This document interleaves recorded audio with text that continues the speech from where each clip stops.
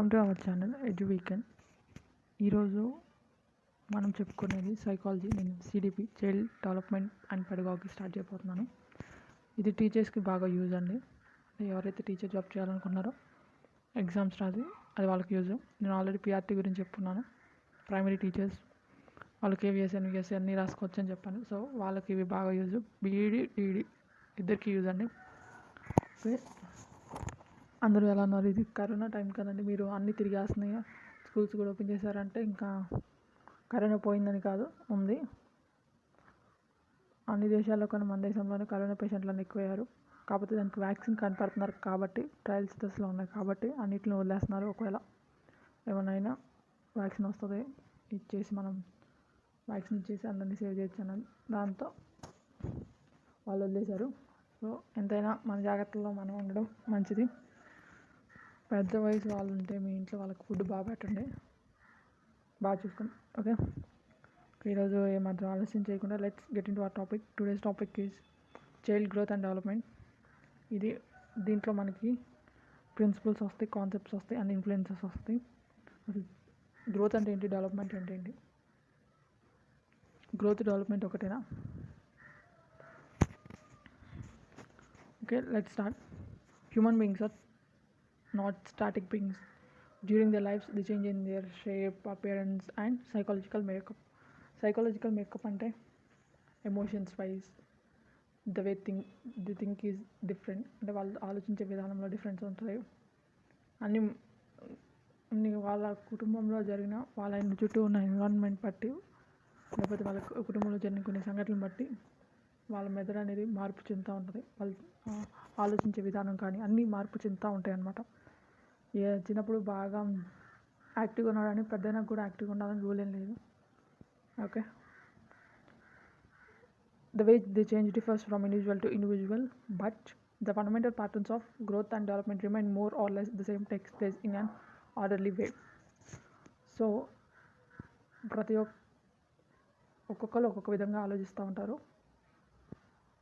ఏ ఒక్క మనిషి థింకింగ్ వేరే మనిషి థింకింగ్కి సేమ్గా అవ్వదు. కాకపోతే కొన్ని సేమ్ అవుతాయేమో, కొన్ని కలవచ్చు. అంతేగాని వాడు ఎట్లా థింక్ చేస్తున్నారో వేరే వాళ్ళు కూడా అలానే థింక్ చేయాలని అసలు లేదనమాట. Okay,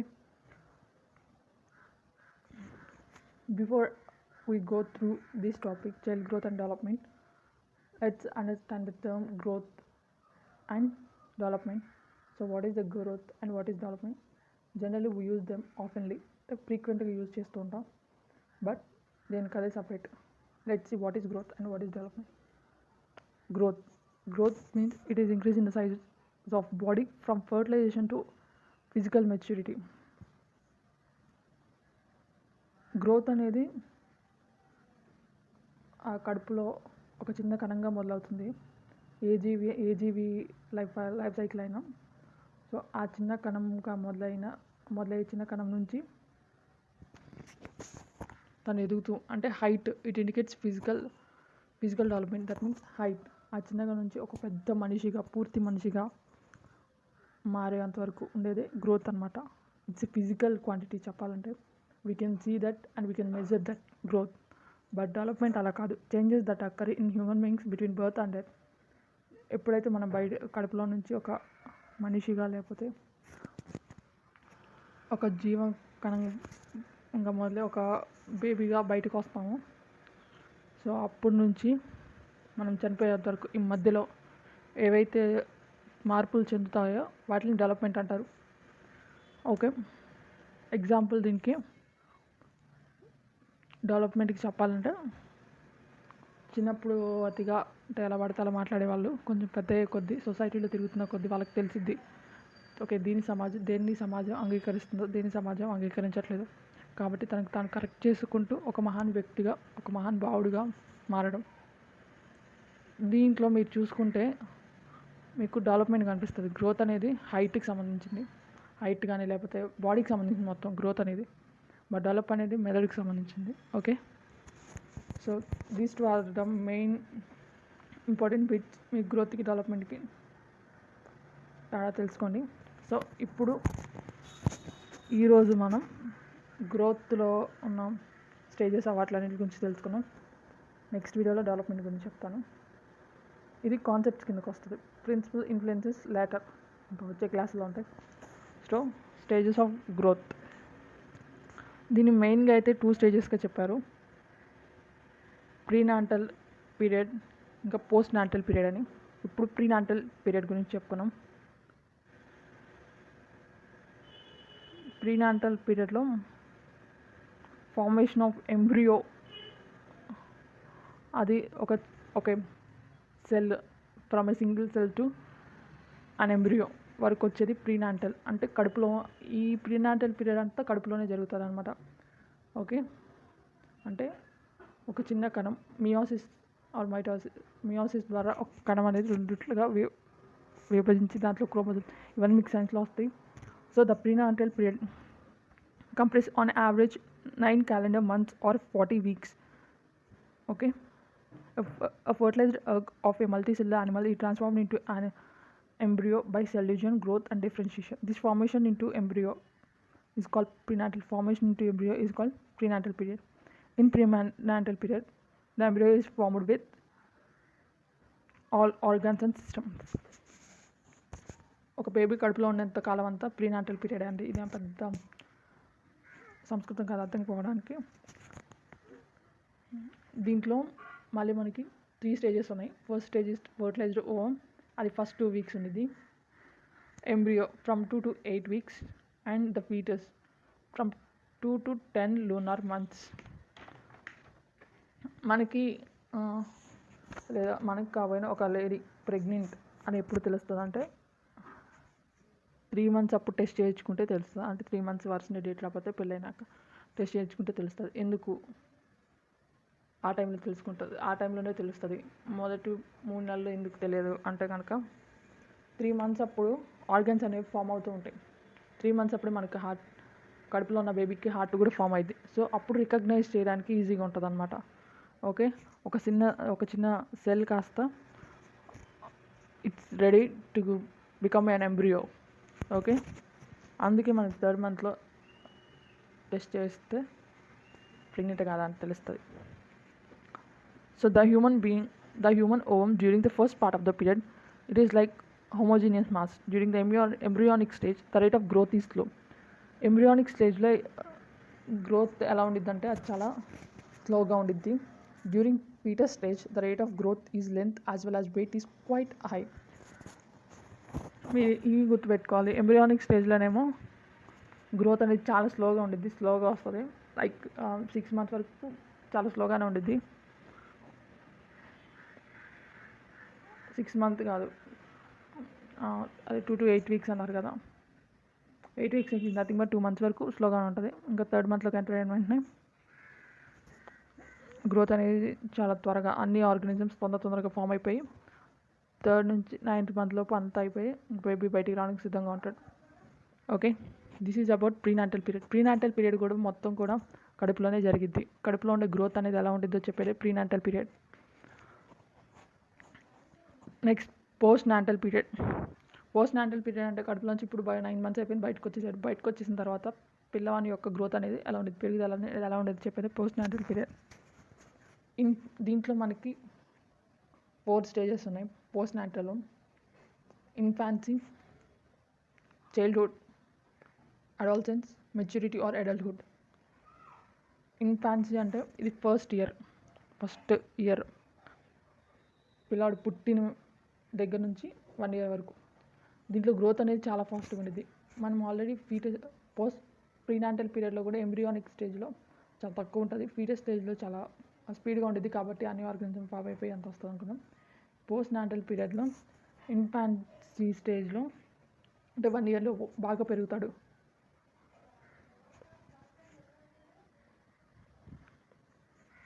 The rate of growth increases after birth and there is an increase in size, shape and weight. In case of weight, the peak is reached at 2 months after birth. The cells become larger in size, the cervical and luma. Next,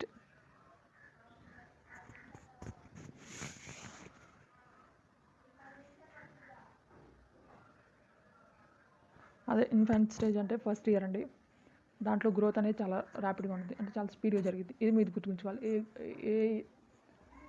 ఏ స్టేజ్లో growth అనేది చాలా ఫాస్ట్గా ఉండిద్దంటే infancy స్టేజ్లో అండి. Next childhood. మనకి childhood వస్తే కనుక దీంట్లో 3 చైల్డ్హుడ్స్గా చెప్పుకోవచ్చు. Early childhood, middle childhood, later childhood, లేకపోతే లేట్ చైల్డ్హుడ్. ఎర్లీ చైల్డ్హుడ్ అంటే కనుక 1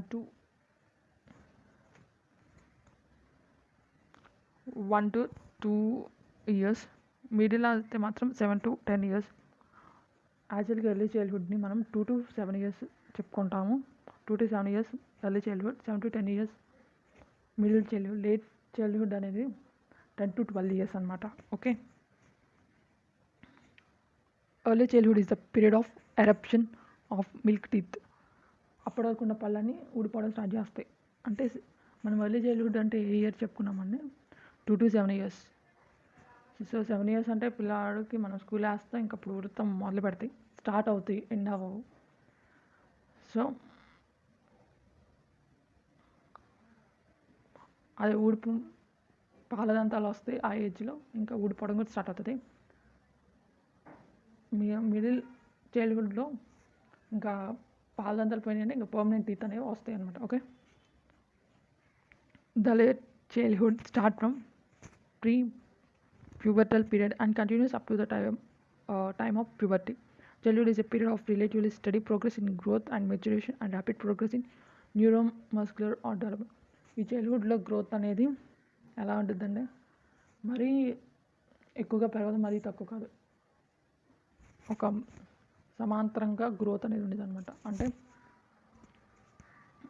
ఈక్వల్ గ్రోత్ అనేది ఉండిద్ది, మీడియంగా, మరీ ఎక్కువగా కాకుండా ఫాస్ట్గా, ఎక్కువ స్లోగా కాకుండా మీడియంగా ఉంటుంది చైల్డ్హుడ్లో. అదే ఇన్ఫాంటిస్లో ర్యాపిడ్ గ్రోత్, చాలా తొందరగా పెరుగుదల అవన్నీ ఉంటాయి అన్నమాట. Okay. Next stage is adolescence. In boys it takes place on average from 12 to 15 years. In girls it begins 2 years earlier than boys. అందుకే చెప్తారు, బాయ్స్ కన్నా గర్ల్స్ 2 సంవత్సరాల ముందే ఉంటారనమాట. అంటే వాళ్ళ థింకింగ్ పవర్ కూడా 2 years ముందే ఆలోచిస్తూ ఉంటారనమాట. ఓకే. అందుకే మీరు చూస్తే మ్యారేజెస్ ఎక్కువ కూడా బాయ్స్ని పెద్దోళ్ళని ఇచ్చేస్తారు. ద రీజన్ బిహైండ్ ఇది, అప్పుడు వీళ్ళ మైండ్ సెట్ అనేది ఈక్వల్గా ఉండి ఒకేలా థింక్ చేయడానికి అవకాశం ఉండిద్ది అని. ఎందుకంటే గర్ల్స్లో మైండ్ మెచ్యూరిటీ అనేది వాళ్ళ ఏజ్ కన్నా 2 years ముందే ఉండిద్ది కాబట్టి. Okay. Adolescence follows childhood. In this period, the hormonal influences play a key leading role in order to attain sexual maturity. 15 years వచ్చాయంటే బాయ్స్ ఆబ్వియస్లీ 10th క్లాస్లో ఉంటారు. 12 to 15 years అంటే 7th నుంచి 10th వరకు. అప్పటికి మెచ్యూరిటీ అంటే it's not about sexual organs అనేవి బాగా డెవలప్ అవుతాయి. అదే కాకుండా ఇంకా బ్రెయిన్ మెచ్యూరిటీ కూడా బాగుంటుంది. అన్ని ఆర్గానిజమ్స్ యొక్క మెచ్యూరిటీ అనేది బాగుంటుంది. కాకపోతే సెక్చువల్గా ఎందుకు చెప్తున్నామంటే అడాలసెన్స్లో పర్టికులర్గా అప్పుడు గర్ల్స్ బాయ్స్ అని ఇంకప్పుడు వేరియేషన్. అప్పటి వరకు ఆడపిల్ల మగపిల్ల ఎవరైనా సరే ఒకటే ఆడుకొనిస్తాం. కానీ ఆ 12-15 years వచ్చినాక మాత్రం ఓకే నువ్వు ఇప్పుడు ఆడపిల్లవి, నువ్వు ఇప్పుడు మగపిల్లవాడివి, సో అని చెప్పి వేరియేషన్ చూపించి ఇంకా వాళ్ళిద్దరిని కలవనీకుండా, అంటే అంతకుముందు ఒకేలా ఆడుకున్న వాళ్ళని ఇప్పుడు అలా ఆడుకునే దానికి పర్మిషన్ ఇవ్వరు. ఆడుకోవడమే కాదు, చదువులో అయినా సరే కొన్ని జాగ్రత్తలు తీసుకుంటూ ఉంటారు. Okay. Differentiation in primary and secondary sexual characters marks the adolescence period. అంటే మీసాలు రావడం, బాయ్స్లో అయితే జనరల్గా మీసాలు వస్తాయి, గర్ల్స్లో చెస్ట్ పెరుగుతుంది. సో ఇవన్నీ కూడా సెక్షువల్ క్యారెక్టర్స్కి ఇండికేషన్స్ అనమాట. ఇప్పుడు నువ్వు పెద్దోడివి అయిపోయావు ఇంకా అని చెప్పడానికి, పెద్దపిల్ల అయ్యో పెద్దోడివి అయిపోయావు ఇంకా నువ్వు అని చెప్పడానికి ఇండికేషన్స్ లాగా ఈ అడాలసెన్స్లోనే ఇవన్నీ జరుగుతాయి. మీసాలు రావడం, గడ్డలు రావడం, చెస్ట్ పెరగడం, గర్ల్స్లో బ్రీస్ట్, ఇవన్నీ కూడా దేంట్లో జరుగుతాయి అంటే అడాలసెన్స్. అంటిల్ చైల్డ్హుడ్ ఇవేం జరగల, పాలదంతాలు వస్తున్నాయి, పోతున్నాయి, గ్రోత్ నార్మల్గానే ఉంటుంది. గ్రూపిజం కూడా మనం చైల్డ్హుడ్లోనే చూస్తాం, ఎర్లీ చైల్డ్హుడ్లోనే చూస్తాం. ఇంకా లేట్ చైల్డ్హుడ్లో వచ్చేసరికి ఇంకా ఫిక్స్డ్ గ్రూప్స్ అనమాట. అప్పటి వరకు ఎర్లీ చైల్డ్హుడ్లో అంటే ఎలా ఉండేదంటే నాకు నేనే అన్నట్టు, నా వస్తువులతో నేను ఆడుకోవాలి అని చెప్పి ఇంకా వేరే పిల్లలతో అలా ఆడుకుంటూ వేరే వాళ్ళకి ఇవ్వకుండా ఉంటారు ఎర్లీ చైల్డ్హుడ్లో. లేట్ చైల్డ్హుడ్లో అలా కాదు, షేర్ చేసుకోవడం కానీ ఫిక్స్డ్ ఫ్రెండ్స్ అనేవి అక్కడే ఫామ్ అవుతారు. ఓకే. ఎర్లీ చైల్డ్హుడ్ని మనం క్వశ్చన్ ఇయర్ ఏజ్ కూడా అనొచ్చు. మీరు చూసుకుంటే పిల్లల్ని ఎర్లీ చైల్డ్హుడ్లో కానీ మిడిల్ చైల్డ్హుడ్లో కానీ పిల్లలు క్వశ్చన్స్ అడుగుతూనే ఉంటారు. Mostly early childhood question year age ఏది అంటే కనుక ఎర్లీ చైల్డ్హుడ్. వాళ్ళు చుట్టూ చూసిన దాన్ని ప్రధాన్ని అడుగుతారు. కానీ ఇన్ఫాన్సీలో ఏం జరిగిద్ది అంటే కనుక వస్తు స్థిరత్వ భావన అనేది వాళ్ళకి ఉండదు అంతగా. అంటే 1 year వరకు ఇది ఒక బొమ్మనిస్తే మీరు 1 year లోపు పిల్లవాడికి కానీ ఒక అమ్మాయి బొమ్మ ఇస్తే అది నాలాగా మాట్లాడిద్ది అనుకుంటాడు. ఆ అమ్మాయిని డెకరేట్ చేయడం ఇవన్నీ చేస్తాడు. దానికి స్నానం చేయించడం ఇవన్నీ చేస్తారు పిల్లలు. అదే ఎర్లీ చైల్డ్హుడ్లో వస్తు స్థిరత్వ భావన అంటే ఓకే ఇది బొమ్మ, ఇది మనలాగా మాట్లాడలేదు అని తెలుసుకుంటాడు ఎర్లీ చైల్డ్హుడ్లో. కానీ ఇన్ఫాన్సీలో అలా కాదు. ఓకే, మీకు ఇంత డెప్త్గా అవసరం లేదండి. సీటెట్కి అయితే అవసరం లేదు, కానీ టెట్కి కావాలి. సో అందుకే ఇవన్నీ చెప్పాను. మీకు అర్థం కాలేదు, కన్ఫ్యూజింగ్ ఉంటే మళ్ళీ వినండి. Next, post natal period last but not least stage, maturity and adulthood. The endocrine glands under the direction of pituitary glands prepare the body for adulthood. An important sign of maturity is reproductive maturity. During erosis, reproductive begins but not complete. The active reproductive period extends from up to 40 to 5. The end of growth. ఇంకా 15 years తర్వాత adolescence అంటే 15 years వరకు 15 to 16 అని చెప్పుకున్నాం. తర్వాత ఉండే age అంతా కూడా మెచ్యూరిటీ ఏజ్. మనకి ఈ ఏజ్లోనే, ఈ మెచ్యూరిటీ ఏజ్లోనే హైట్ అనేది ఎండ్ అయిపోతుంది. అంటే గ్రోత్ విల్ బి ఎండెడ్. మనం ఏం చెప్పుకున్నాం, గ్రోత్ అనేది ఫిజికల్ క్వాంటిటీ, దానికి ఎండ్ పాయింట్ అనేది ఉంది. డెవలప్మెంట్కి అలా ఎండ్ పాయింట్ అనేది లేదనమాట. సో చెప్పుకున్నాం కాబట్టి మెచ్యూరిటీ ఏజ్లో గ్రోత్ ఎండ్ అయిపోయింది. మీరు చూస్తే ఎవరినైనా సరే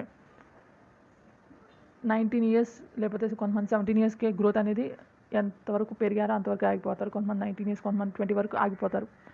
మీరు అనొచ్చు అలా అయితే అందరూ ఒకే హైట్లో ఉండొచ్చు కదా. కాదండి, ఎందుకు ఉండరు? కొంతమంది హైట్గా కొంతమంది పొట్టిగా అంటారంటే దాని జీన్స్ అంటే పేరెంట్స్ యొక్క జీన్స్. ఒకవేళ పేరెంట్స్ కనుక హైట్గా ఉంటే పిల్లలు కూడా హైట్గానే పుడతారు. పేరెంట్స్ కనుక కొంచెం పొట్టిగా ఉంటే పిల్లలు కూడా పొట్టిగానే పుడతారు. అండ్ మీరు అనుకోవచ్చు కేవలం జీన్స్ వల్లైనా, కాదండి, మీరు తీసుకునే ఫుడ్ వల్ల కూడా మీరు హైట్ అనేది పెరగచ్చు. నేను దీనికి ఒక ఎగ్జాంపుల్ చెప్తాను. మీరు 16 years, సపోజ్ మీరు ఒకవేళ నా వీడియో ఉన్న వాళ్ళు ఎవరైనా కొంచెం పొట్టిగా ఉంటే కనుక, నేను కించపరుస్తాను ఏం చెప్పట్లేదు. మీరు 15 years మీకు అయిపోతే 15 years అయిపోయినాయి అనుకోండి, లేకపోతే మీకు 14 years అనుకోండి, స్టార్ట్ ఈటింగ్ ఎగ్స్ తిని రోజు జిమ్కి వెళ్ళి జిమ్ చేయడం కానీ ఇవన్నీ మీరు ప్రాక్టీస్ చేస్తే మీకు హైట్ అనేది ఆటోమేటిక్గా వచ్చేసిద్ది. ఎందుకంటే మనం ప్రోటీన్స్ బాడీ బిల్డింగ్స్ అనుకున్నాం కదా, మీరు ఖచ్చితంగా పెరుగుతారు. నేను దానికి షూరిటీ ఇవ్వగలను, ఎందుకంటే నేను ప్రత్యక్షంగా కొంతమంది చూశాను కాబట్టి. మీరు కనుక ఇవన్నీ చేస్తే, ప్రోటీన్ కంటెంట్ తింటూ జిమ్కి వెళ్ళి ఎక్సర్సైజ్ చేస్తే హైట్ అవ్వాలని, ఒకవేళ మీకు హైట్ అవ్వాలంటే ఖచ్చితంగా మీరు హైట్ అవుతారు.